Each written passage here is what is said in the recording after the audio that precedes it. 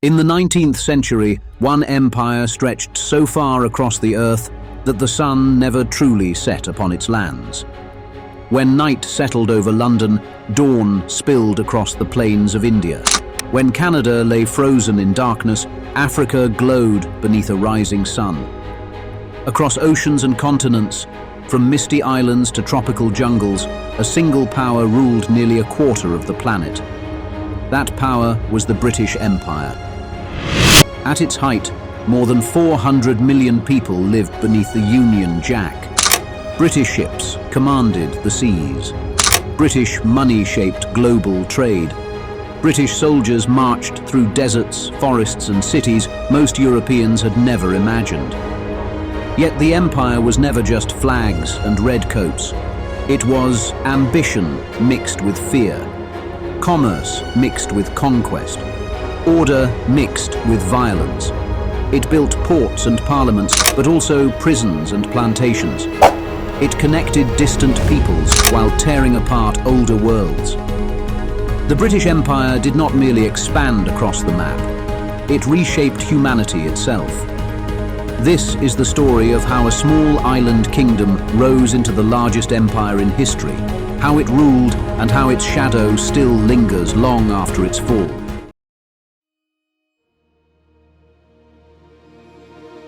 In the early 16th century, England was not yet a giant. Spain and Portugal dominated the age of exploration, hauling gold from the Americas and spices from Asia. Their fleets ruled the oceans while England lingered at Europe's edge, poor by comparison and vulnerable to invasion. But England possessed one quiet advantage: the sea. As an island nation, survival demanded ships.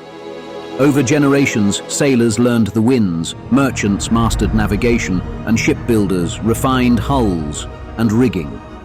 The ocean became England's shield and its highway. Under Queen Elizabeth I, this maritime instinct hardened into strategy. The Crown invested in naval power and encouraged privateers, state-sanctioned pirates, to strike Spain's treasure fleets. Men like Sir Francis Drake circled the globe, raiding Spanish ports and returning home with gold, stories, and confidence. Then came the test of destiny. In 1588, Spain launched the mighty Armada, a floating fortress meant to crush England and restore Catholic rule. The English fleet, smaller and faster, harassed the Spaniards in the Channel. Storms scattered the invaders along the Irish coast. Wrecked ships littered the sea. England survived. More than that, it learned something dangerous. It could challenge empires. Instead of conquering land immediately, England chose a subtler weapon: trade. In 1600, London merchants founded the East India Company. On parchment, it sold spices, silk, cotton, and tea. In practice, it carried muskets, cannons, and ambition into Asia. Trade demanded protection. Protection required soldiers. Soldiers created authority. Step by step, business became power. At the same time, English settlers crossed the Atlantic. Jamestown rose in Virginia. Plymouth followed in New England. What began as fragile outposts slowly grew into colonies, and colonies into a continental presence. The foundations of empire were laid in timber, salt water, and gunpowder. Even before formal union, Britain looked outward. The Atlantic beckoned with the promise of land, wealth, and opportunity. In 1607, Jamestown was founded in Virginia. The early years were harsh. Disease, hunger, and hostile relations with Native American tribes killed many. Survival depended on adaptation, perseverance, and eventual cultivation of cash crops, most notably tobacco, which became a critical economic link between colony and metropole. In 1620, the Pilgrims of Plymouth sought religious freedom, establishing a settlement in New England. Unlike Jamestown's commercial orientation, Plymouth created family-based communities, building towns, schools, and institutions that would endure. Across the Caribbean, Islands such as Barbados and Jamaica became hubs of sugar production, reliant on enslaved African labor. The triangular trade system tied Britain, Africa, and the Americas together, with ports like Liverpool and Bristol flourishing as commercial hubs. These early colonial ventures shaped domestic politics, funding armies and navies, and generating debates in Parliament over trade monopolies, taxation, and colonial policy. Britain's overseas expansion was inseparable from domestic consolidation. Wealth and resources flowed in both directions, creating the first true branches of empire.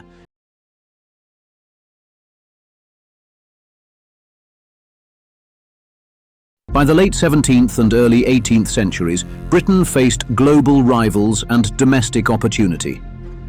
England's union with Scotland in 1707, forming Great Britain, was a brief but pivotal step. The merger enabled centralized governance, pooled economic resources, and coordinated military power. Ireland remained under legislative union, but the immediate impact was the creation of a state capable of projecting influence across oceans. Britain's overseas ambitions required military and naval dominance. Wars with Spain, France, and the Netherlands were fought in Europe, North America, the Caribbean, and India. Naval victories at battles like Vigo Bay, Port Royal, and Gibraltar secured trade routes and strategic bases. Mercantilist policies ensured colonies served metropolitan interests, channeling wealth, raw materials, and labor to Britain. Domestic stability and centralized governance allowed Parliament to fund warships, armies, and trading ventures simultaneously. Britain was no longer a peripheral island. It was a rising global power. The 7 Years' War demonstrated the full impact of this transformation. Britain fought France across continents, from the forests of Canada to the plains of India. In North America, British armies captured Canada. In India, the East India Company defeated French forces and local allies at Plassey, asserting dominance over Bengal. At sea, the Royal Navy disrupted enemy commerce, controlling key trade routes. Britain's victory in the 7 Years' War cemented its position as the world's preeminent trading and military power. This era showed how domestic consolidation, union, and industrial capacity fueled overseas expansion, creating a truly global empire. By the mid-18th century, Britain's American colonies had grown wealthy, populous, and politically self-confident. What began as distant settlements were now societies with their own assemblies, newspapers, and commercial networks. After Britain's victory in the 7 Years' War, the empire stood triumphant but deeply in debt. Parliament looked to the colonies for revenue, introducing new taxes such as the Sugar Act, Stamp Act, and later duties on trade. To London, these were reasonable contributions. To colonists, they violated a principle they believed fundamental, that only their own representatives could tax them. Resistance spread through boycotts and protests. Tensions flared in Boston, where clashes between civilians and soldiers culminated in the Boston Massacre. When Parliament granted the East India Company special rights to sell tea, colonists answered with the Boston Tea Party, dumping cargo into the harbour as a symbol of defiance. Britain responded by closing ports and restricting colonial self-rule. In 1775, fighting broke out at Lexington and Concord. Under George Washington, colonial forces avoided annihilation while building legitimacy. The war shifted after the American victory at Saratoga, which convinced France to join against Britain. Now facing a global conflict, British resources stretched thin.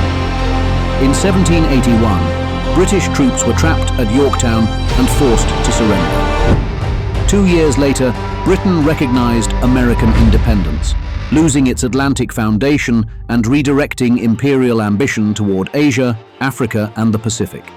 The loss of America did not end Britain's global struggle. It merely changed its form. In the late 18th century, revolution in France ignited a series of wars that would engulf Europe and its empires. When Napoleon Bonaparte rose to power, Britain faced not just a rival state, but a continental system designed to break its economy and naval supremacy. Unable to defeat Britain at sea, Napoleon sought to isolate it through blockade. Britain answered with fleets, finance, and global maneuver. In 1805, Admiral Horatio Nelson met the combined French and Spanish fleets at Trafalgar. The battle ended in decisive British victory, ensuring permanent control of the seas. From that moment, Britain could move troops, trade, and influence across the globe without serious naval challenge. While Europe burned, Britain expanded overseas. French, Dutch, and Spanish colonies became targets. Britain seized the Cape Colony in southern Africa to control the route to India, captured Ceylon, Malta, and strategic Caribbean islands, and strengthened its grip on India as rival European influence collapsed. The East India Company expanded authority while Britain fought Napoleon on the continent through allies and finance rather than mass armies alone. The Napoleonic Wars transformed Britain into the world's dominant imperial power. Victory in 1815 left Britain not only triumphant in Europe, but unrivaled globally, holding the seas, trade routes, and colonial gateways that would fuel Victorian expansion.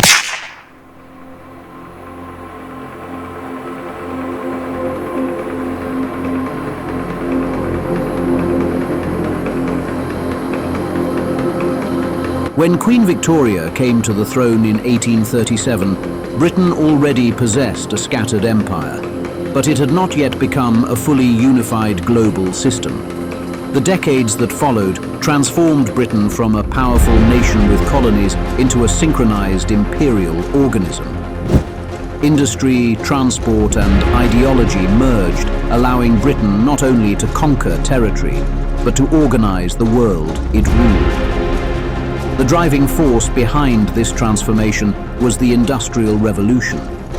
British factories produced textiles, iron, coal, and machines on a scale unmatched by any rival. Steam engines reshaped movement. Railways expanded across Britain and soon stretched overseas. Steamships replaced sailing fleets, turning oceans into predictable trade routes. The electric telegraph followed, shrinking imperial communication from months to hours. Expansion no longer depended on distance. The empire could now move, command, and react in real time. The first major consolidation of Victorian rule occurred in India. In 1857, rebellion erupted among Indian soldiers and civilians against company authority. When Britain crushed the uprising, the East India Company was dissolved and India passed directly to the Crown. The British Raj reorganized governance, taxation, and military structure across the subcontinent. Railways linked Bombay, Calcutta, and Madras to inland markets. Telegraph lines tied governors to London. India became the empire's central artery, supplying cotton, tea, opium, and soldiers who would later serve across Asia and Africa. While India formed the empire's core, Australia evolved as a settler extension of Britain. During the 1840s and 1850s, transportation of convicts gave way to free migration.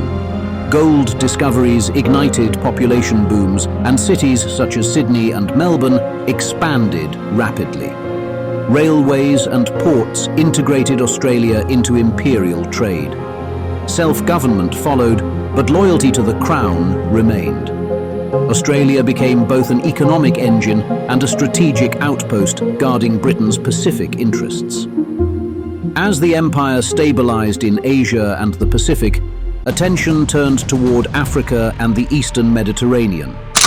In 1869, the Suez Canal opened, reshaping imperial geography by creating a direct artery between Britain and India. Protecting this route became vital. Financial crisis in Egypt led Britain to occupy the country in 1882, securing the canal and tightening control over imperial communications between London and the East. From Egypt, expansion pushed inland during the scramble for Africa. What began as trade posts became territorial rule. Britain extended authority through Sudan, Nigeria, Kenya, and South Africa. Railways cut through deserts and savannas to connect mines and plantations with ports. Diamonds and gold flowed into imperial markets, strengthening Britain's industrial base. African soldiers and labourers, like their counterparts in India, became part of Britain's imperial workforce. Alongside conquest grew ideology. Victorians believed empire carried a moral purpose, spreading law, Christianity, commerce and education. Administrators imposed British legal systems, missionaries built schools and churches, and English became the language of advancement. Beneath this civilizing narrative lay displacement and economic dependence, but it helped bind empire to British identity at home. Power rested on military and naval dominance. The Royal Navy guarded sea lanes across every ocean. Coaling stations allowed steam fleets to project force globally. Britain intervened where trade was threatened, from Afghanistan to China. The Opium Wars forced open Chinese ports and secured Hong Kong, anchoring Britain's influence in East Asia and reinforcing its command of global commerce. Administration completed Victorian Empire. Banks, insurers, shipping firms and governors linked London to distant colonies through standardized systems of taxation, mapping and law. Empire became measurable and manageable, a network of rail schedules, cargo manifests, censuses and telegraph signals binding continents together. By the late 19th century, Britain ruled nearly a quarter of the world's population. The phrase that the sun never set on the British Empire reflected a real, interconnected system stretching from Canada to India, Africa, Australia and beyond. Yet even at its height, pressures formed beneath the surface. Industrial rivals emerged and nationalist ideas quietly spread among colonial populations. Victorian expansion gave Britain unprecedented reach, but it also planted the first roots of the challenges that would one day bring imperial dominance to an end. At the dawn of the 20th century, Britain stood at the centre of a vast living system. From the grey harbours of the British Isles, influence spread outward along shipping lanes and telegraph wires, across the Atlantic, around Africa, through India and into the Pacific. Red-stained territories stretched across every ocean and every continent. Canada guarded the north, India anchored the east, Australia held the southern seas, and African colonies linked trade from Cape to Cairo. It was an empire so wide that daylight never left it. When night fell on London, the sun still burned above British flags somewhere across the globe. Yet scale carried a hidden cost. Holding the world together demanded ships, soldiers, money, and constant authority. The larger the empire grew, the more fragile its balance became. That balance shattered in 1914.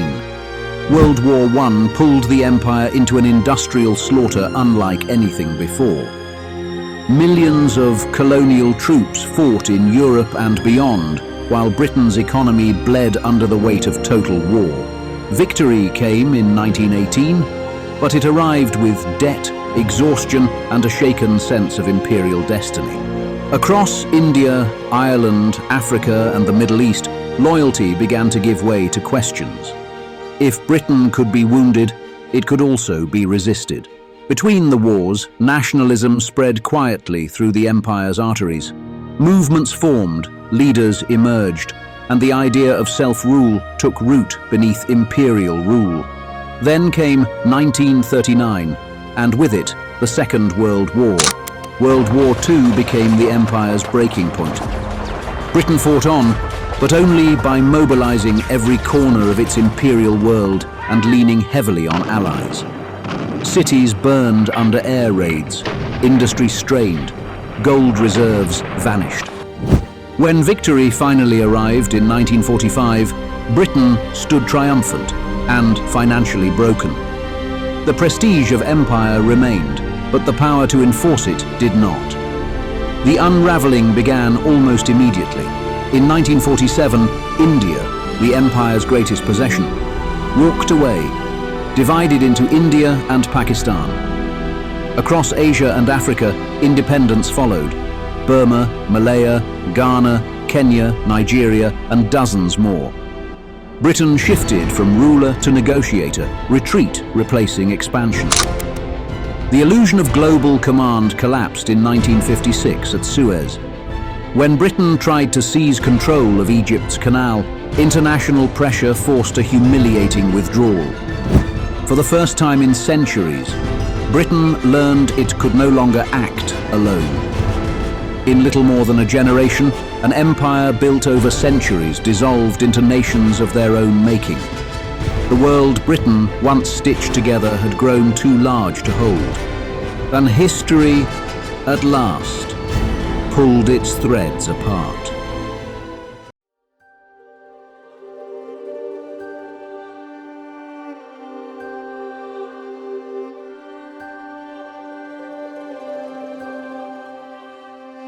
The British Empire did not simply vanish, it transformed.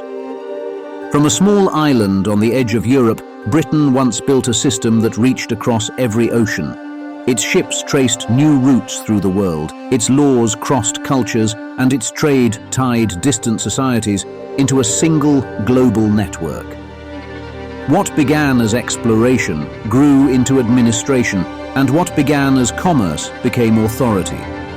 For generations, Britain stood at the center of a world it helped to connect. At its height, nearly a quarter of the planet lived within the empire's reach.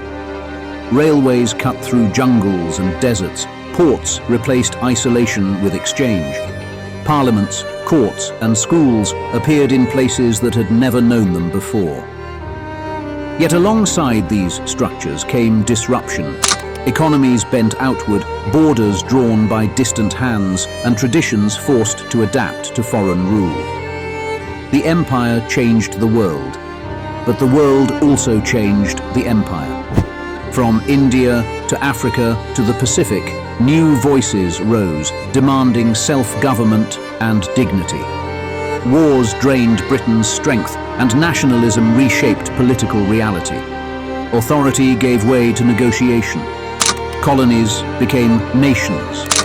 The center of gravity shifted from imperial command to international cooperation.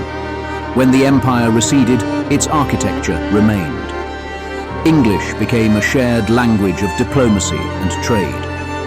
Legal systems, infrastructure, and political institutions endured, altered by the societies that inherited them. Britain itself emerged transformed, no longer ruling oceans, but deeply shaped by the vast world it once administered. The British Empire's story isn't only about conquest or decline. It is about connection, conflict, exchange, and change across centuries. It shows how power spreads, how people resist, how cultures meet, and how history never truly ends. It evolves. What began as a kingdom became an empire. What became an empire became a legacy. And that legacy continues to shape the world long after the flags were lowered and the age of empire passed into memory.